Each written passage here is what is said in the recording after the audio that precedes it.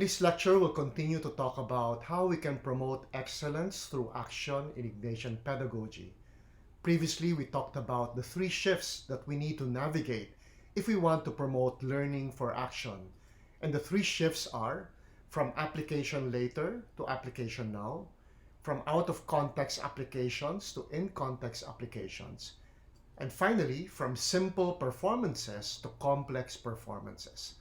When we talk about promoting learning for action, among the three roles that we discuss, the three recommended roles in Ignatian Pedagogy, we are really focusing on the role of the teacher as coach.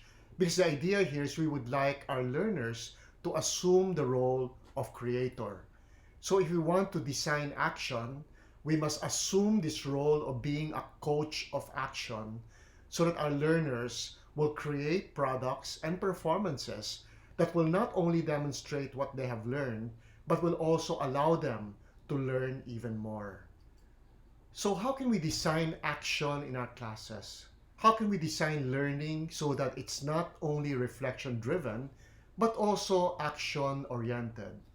We have to sort of make another shift here. If you remember, to make learning reflection driven, we could not satisfy ourselves with just aiming for knowledge or facts and concepts. We needed to aim higher. We wanted to aim for insights. In the same way, if we want to design learning in our classes in such a way that learning becomes action-oriented, we also cannot merely aim for the usual skills. We also need to aim for action goals as among our desired learning outcomes. So to become a coach of action, to be a designer of action, we need to formulate action goals in the same way that we learn to formulate insights, and we also need to design authentic assessments.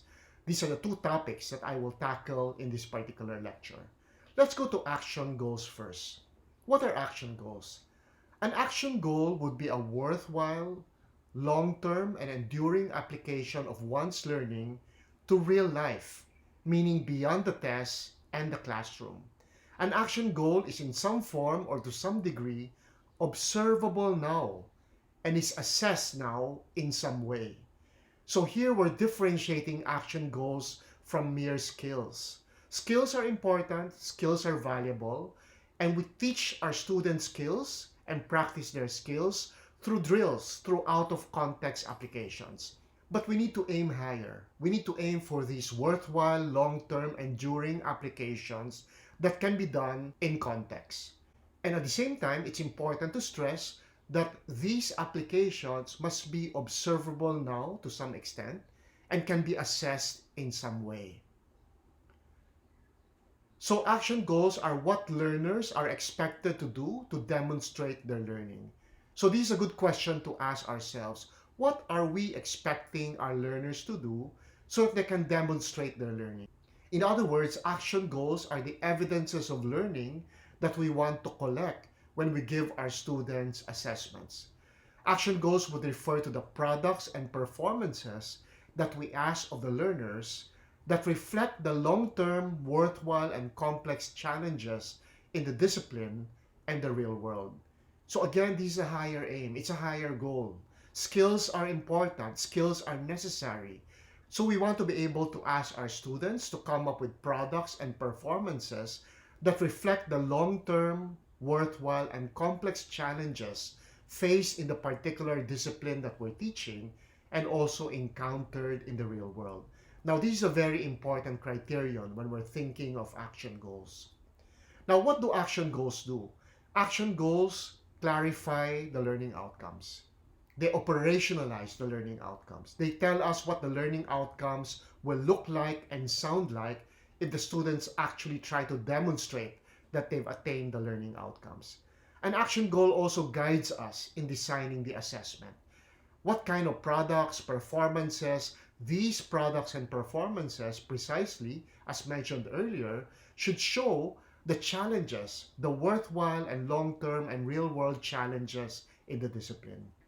And finally, just like what an insight does to the way we teach and the way we design the learning experiences, an action goal will also focus and shape the way we teach and also the way we plan the learning tasks and the learning experiences.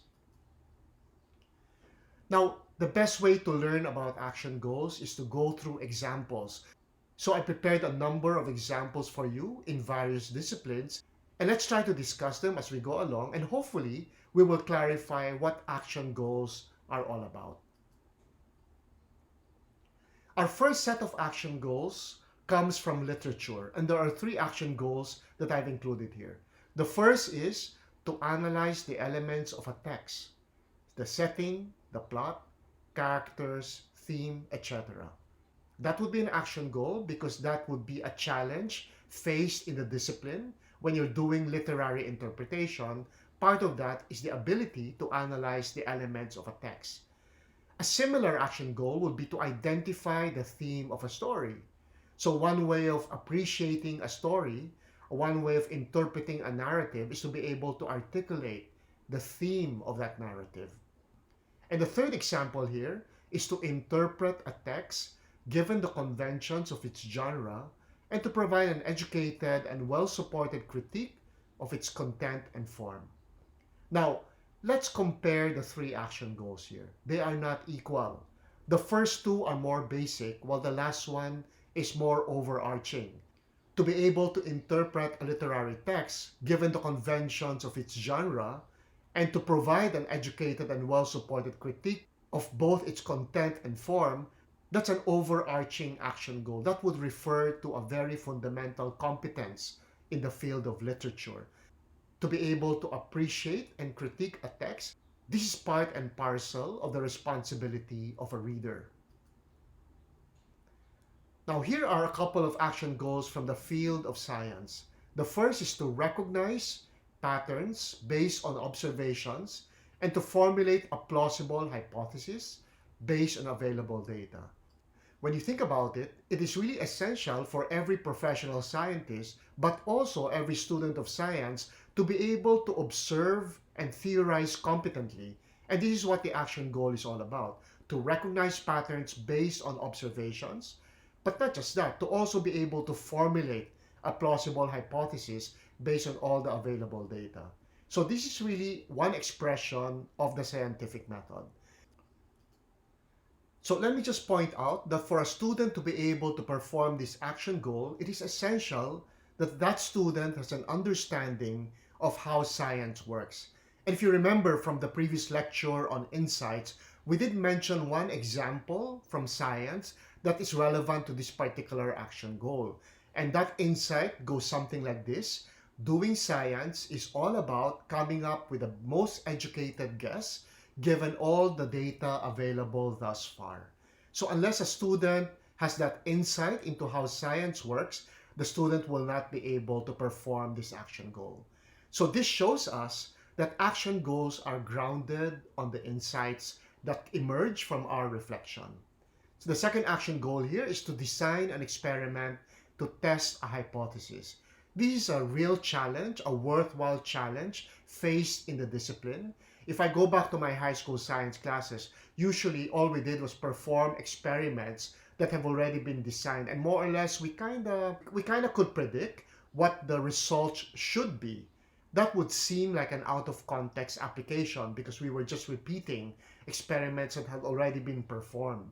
But if we ask our students to test a hypothesis by coming up with an experimental design, this is exactly what scientists do.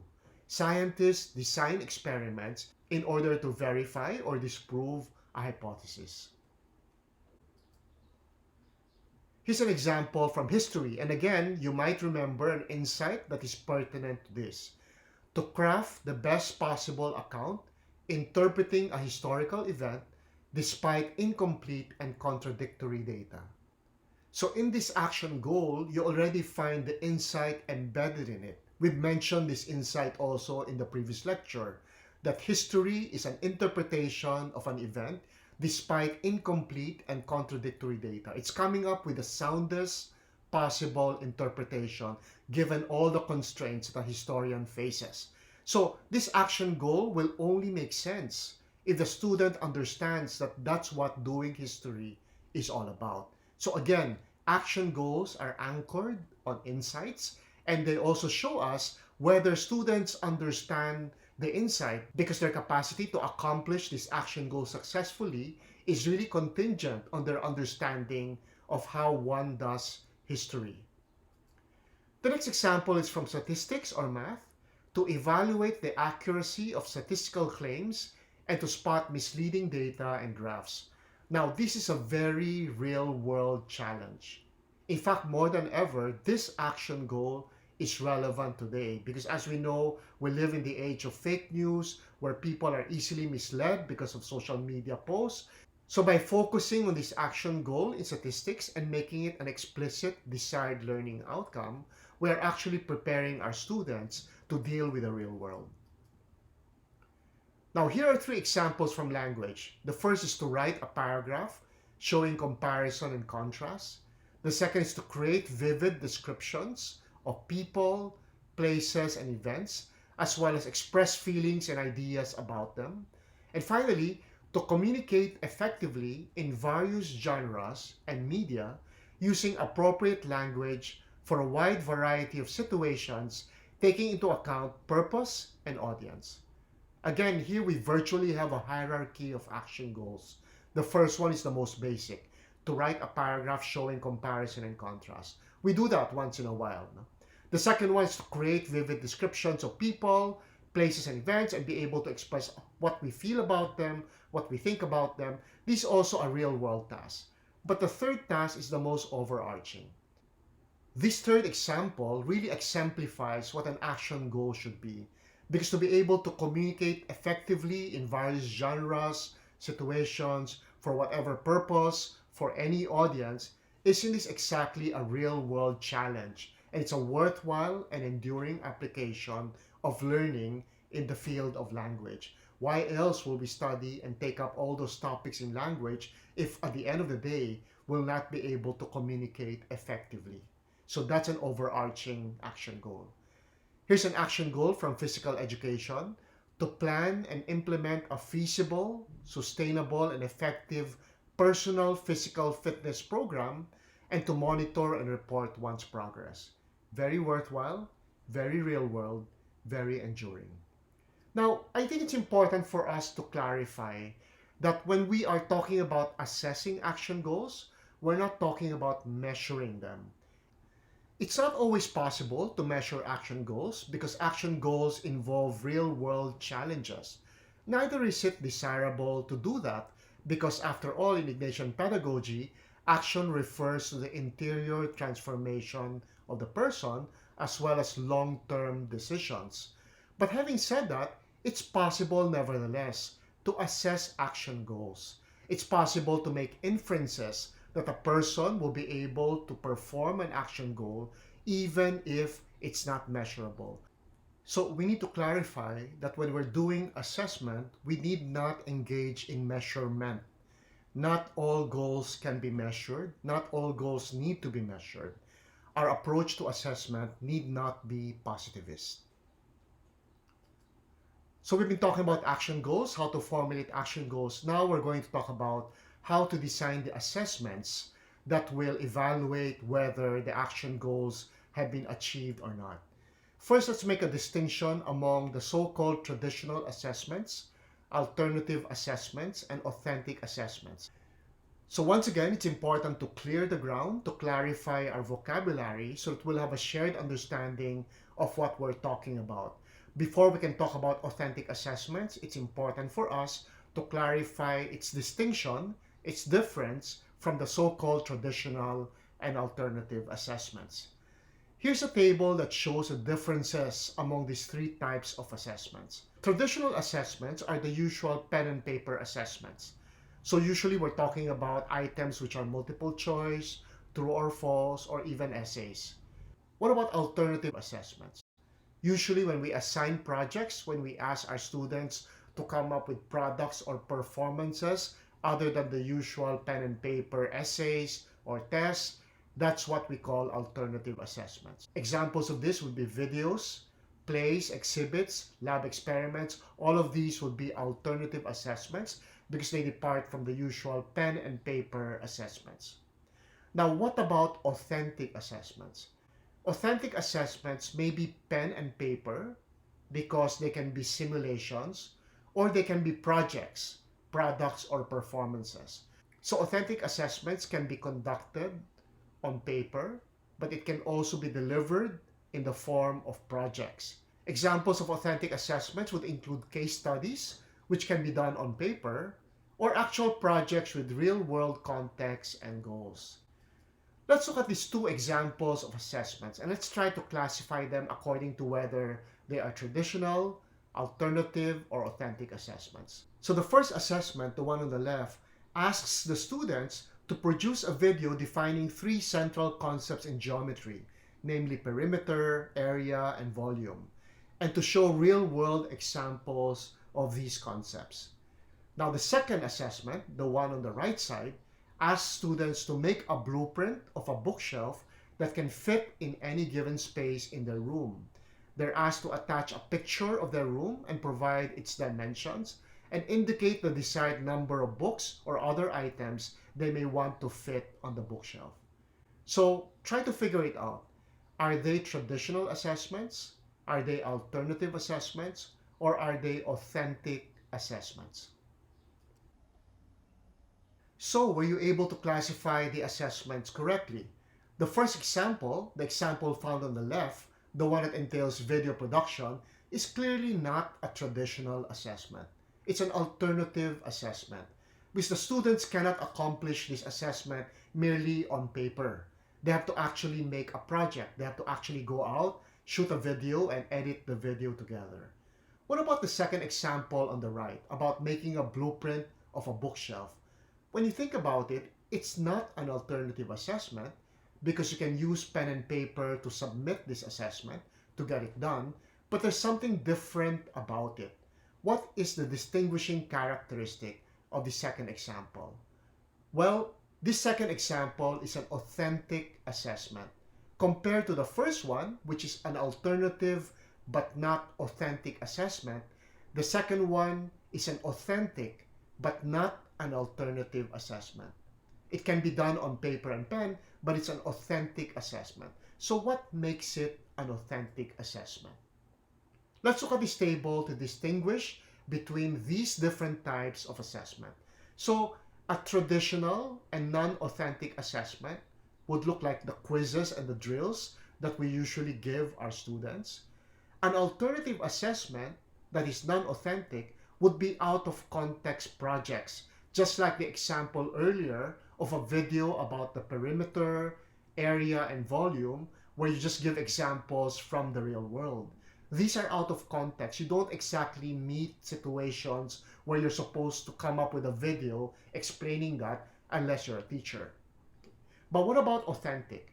Authentic assessments can be pen and paper. For example, when you ask students to come up with problem-solving essays or case studies, but they can also be alternative. They can also be projects when you ask your students to come up with products and performances with real-world context. So the distinguishing factor of an authentic assessment, regardless of whether it's in the traditional pen or paper form or if it's in an alternative form like a project, is that it has real-world context. What do we mean by real-world context? I think if we look at some more examples, this might get clearer. So here's an example of an alternative assessment, but not authentic. So you ask your students to create a portfolio that contains the following: an interview of a person who has stopped smoking, a 10-page research paper on the topic why we should stop smoking, and pictures of the effects of smoking on one's health. This would be an alternative assessment. It's not just the usual pen or paper assessment, but somehow it's not authentic. Why is it not authentic? Here's an example of an alternative and authentic assessment. Now that you've learned about the perils of vaping and the problems of its use in your community, what can your group do to respond to this problem? The project must demonstrate your understanding of the dangers of vaping and must show the potential to persuade users to discontinue this habit. So the assessment comes in the form of a campaign. It's an alternative assessment that will persuade users to discontinue the habit of vaping. But it's an authentic assessment because it has a real-world context. To come up with a successful campaign, you must take into consideration the real world. So you have to take seriously the real world context. Now here's an example of an authentic but non-alternative assessment. You just learned that your cousin and his friends are heavy users of vaping. In no more than 2 pages, describe how you plan to educate them on the dangers of vaping and to persuade them to stop. Now this is a non-alternative assessment because all you need to do is write a 2-page essay to write about your plan. But it's an authentic assessment because there are real-world contexts. Even if they're not actually real, they're a simulation of the real world. And you need to take into consideration the real-world context and the constraints that you might face. Note that we're not asking the students to actually carry out their plan because they might get into trouble. This is just a traditional pen or paper assessment, but it's authentic because of the simulated real-world context. So not all alternative assessments are authentic. So just because you assign a project doesn't mean you're already offering an authentic assessment. And authentic assessments may entail pen and paper only. It does not have to be alternative. So the big idea here is that it's not the form of the assessment that makes it authentic, but the real-world context that you're asking your students to take into consideration as they're doing the assessment. In other words, the goal must be real-world. The role assigned to the students, even if only simulated, should be real-world. The intended audience should be real-world. And the situation that you're asking your student to respond to is also real-world, even if it's only simulated. Now here's a guide for you when you're designing authentic assessments. Let's call it the 4 C's of authentic assessment.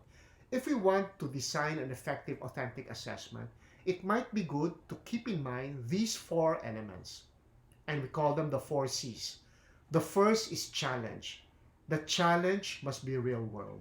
We must present our students with a problem and a purpose that you might encounter in the real world. In the previous example, the challenge we gave our students is to imagine that their cousin is a heavy user of vaping. That is a very possible real-world challenge. So the purpose is to convince the cousin, to persuade the cousin from continuing that habit. But in that example, we only ask the students to write an essay describing the plan. You might want to actually ask your students to come up with a product or performance. An example of this would be coming up with an actual social media campaign, educating people on the dangers of vaping, and persuading them to discontinue their use of vaping.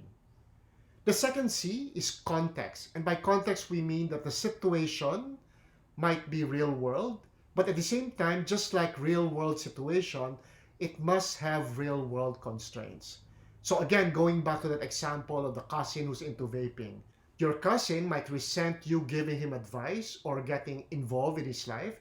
So it's important to include in your plan your tone and your approach because that's going to be crucial to the success of facing this challenge given to you. The third C is community. In the real world, there's always an audience, there's always a beneficiary, there's always stakeholders. So it's important to take into consideration the reaction. We began to talk about that earlier, about the cousin. But if you're designing, for example, a social media campaign about vaping, it's important to get to know your audience. Are you talking to teenagers? Are you talking to adults? Because the campaign should be designed based on the audience as well. And finally, content. And this is, of course, a very important part of designing the assessment because this is what you want to assess. Were they able to acquire the desired knowledge and skills as well as the insights that you were aiming for? So when our students are accomplishing the authentic assessment, they should be able to demonstrate that they've somehow mastered the content to a certain extent. Here's an example of an authentic assessment. Your class is organizing a special after-graduation party, but each student is allowed to bring only one guest because of the limited space of the only hall available that day. Parents are requesting, understandably, that more guests be accommodated. As the class president, you have been requested to respond to the parents. What kind of work do you need to do And given the size of the hall and the class, how will you respond? So you're going to be given data on the size of the hall and the size of the class. And given those two pieces of information, you're supposed to work out how to respond to the parents. And let's take a moment here just to check whether this particular example meets our criteria of the 4 Cs, that it has a real-world challenge, a real-world context, a real-world community, and it's an opportunity for the students to demonstrate their knowledge, their skills, and their insights. Okay, I hope you've given it some thought, and I hope you will agree with my own assessment. I think clearly this authentic assessment offers a real-world challenge. The challenge of trying to accommodate a limited number of people in one hall, that's a very possible real-world challenge. And that also refers to the constraints. No? There are constraints in the real world. In this case, you want to allow each student more guests, but you only have a limited space, so you have to work within the constraints. You have a community, you have your classmates, but at the same time, you also have the parents. And parents can very much be up in arms if their request is refused. And finally, the content. If the subject is mathematics or geometry, and the content is about perimeter, area, and volume, then clearly the students will have to have some mastery of those concepts and be able to apply them to meet this challenge, to be able to carry out this authentic assessment. Let's go to another example. This time, it's a little bit more otherworldly. A spaceship of peace-loving aliens landed on the planet Earth, and they managed to convey their goodwill to us humans. They lived among us, learning our culture, but one day their leaders sought an audience with the Pope and requested for baptism for all of them. The Pope convened a high-level committee that included you, and you are requested to submit a one-page recommendation and your reasons for it. This is a possible assessment for religious education. Does this assessment meet the 4 criteria of having a real-world challenge, a real-world context, a real-world community, and also demonstration of knowledge, skills, insights, or content? Think about it. So what did you think of this example? Is it an authentic assessment? Does it meet the 4 criteria? Now, some of you may be thinking this is not a real-world example at all. There's no way that this is going to happen, at least as far as we can tell. But I would like to argue, nevertheless, that even if it's an imaginary situation, the challenges being given to the students, the context, as well as the community, are no less real-world. The challenge of deciding whether aliens should be baptized, that's a real-world challenge. Theologians talk about these questions all the time, not so much about aliens, but about different people. What are the qualifications? What are the requirements for baptism? The context is very real-world. There are actual requirements and qualifications before somebody can be baptized. The community is very real as well. You have the Pope, you have the cardinals and the bishops, but you also have the general public. You have the conservative Catholics who might be up in arms if you decide to baptize aliens, but you'll also have the liberals. So all I'm saying here is that the audience, the people who will be impacted on by your recommendation, are very real world. And most importantly, this particular assessment will entail an understanding of what the Christian faith is about and what the sacrament of baptism is. It's a strange example, but I think it's an interesting one and something that will engage our students, but will also challenge them and prepare them for the real world. So I would conclude that the aliens notwithstanding, this would be a good example of an authentic assessment because it poses a real-world challenge. Now, in conclusion, I'd like to give you some big ideas about designing action, about promoting action in our classes.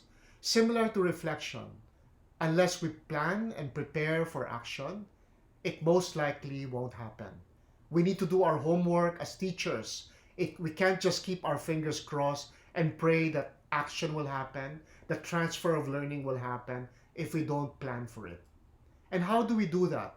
We do that by formulating action goals as part of our desired learning outcomes. We need to make the action goals explicit learning outcomes so that we will remember and make sure that we keep our eyes on them. Now, this is an important piece. We have to relate the action goals to the insight because competent application of learning is possible only with the understanding achieved in reflection. If you recall, application of learning, transfer of learning was defined earlier as the wise use of content in context. The wisdom in the use of the content really refers to the insights. So our application, our action must be anchored on the insights. We discussed some examples earlier. Competent application of learning is possible only with the understanding achieved in reflection. And finally, we need to design authentic assessments using the 4 C's. There must be a real-world challenge with real-world constraints for a real-world community, and in addition, the students must be able to demonstrate their knowledge of the content as well as their understanding in carrying out the authentic assessment. When we talked about reflection, we said that to be able to plan for reflection, we need to formulate the insights and the reflection questions. We also said that aiming for it, designing it, and assessing it will inform the choices we make as teacher and focus our teaching.